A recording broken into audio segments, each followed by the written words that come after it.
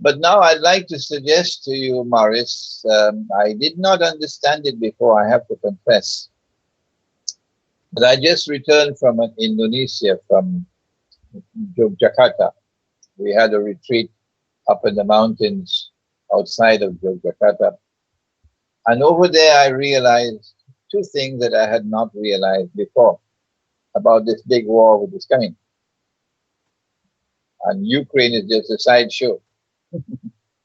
It's just a catalyst, Ukraine, for what is already planned, the big war, which is going to be a nuclear war. And there can only be one nuclear war in history. After that nuclear war, there's no more such thing as nuclear war. That's it, only one. And it's coming. And thank Allah that Russia is not prepared to back down. What I realized while I was in Indonesia was that I had mentioned to you previously a prophecy, the prophecy of Prophet Muhammad, Allah's blessing be upon him, in which he said that the river Euphrates will uncover a mountain of gold, and the people will fight for that gold. And 99 out of every 100 will be killed.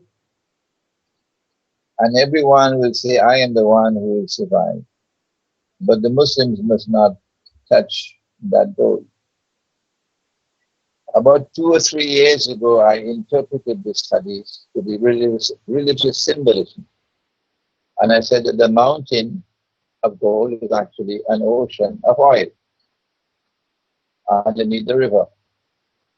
And that ocean of oil is one day destined to function as gold. And that's what happened in 1973, when Kissinger made the agreement with Faisal.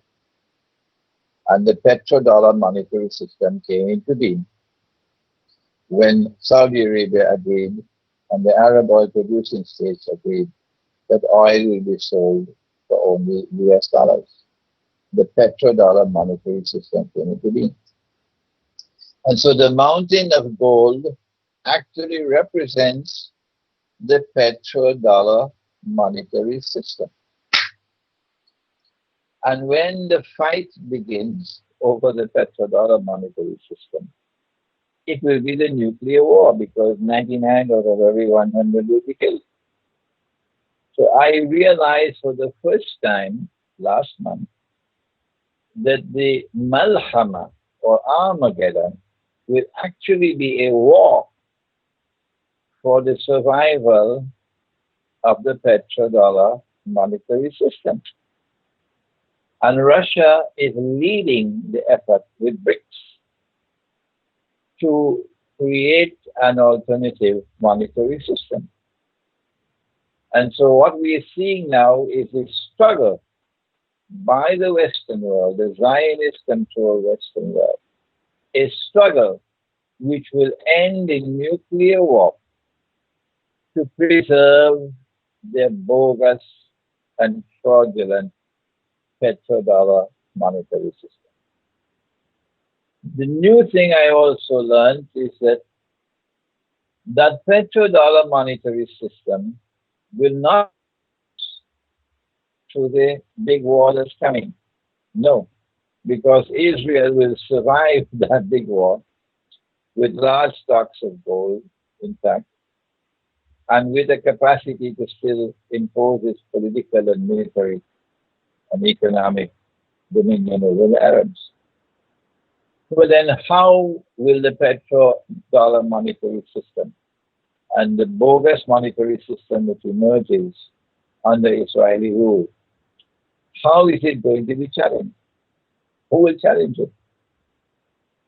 The answer is, and I just realized this last month,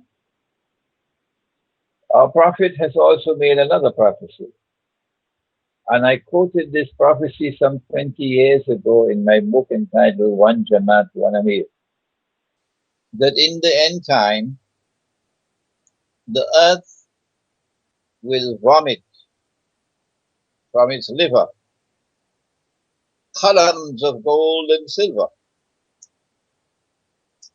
I knew this 20 years ago, but I never understood how the vomiting will take place. until I went to Indonesia earlier this month, not last month. And while I was in that retreat in Indonesia, someone mentioned that Indonesia has a lot of active volcanoes. And in the island of you'll find many Indonesians who are constantly digging for gold because the gold comes out from the volcanoes. And then it clicked, Maurice, it clicked. That is what the Prophet is talking about. That the gold is going to come out, the vomiting would be the volcanoes.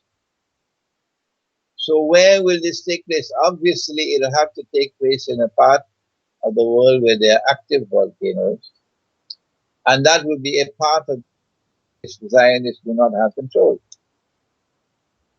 The only part of the world which qualifies is Indonesia. There are so many active volcanoes from Sumatra all the way down to the end that they actually call it a ring of fire.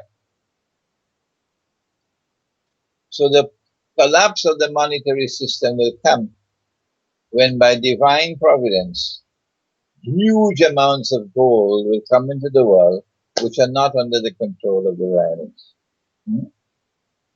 Zionists. I therefore I'm looking forward now with more hope and more enthusiasm to the conclusion of this mysterious events unfolding in the world now.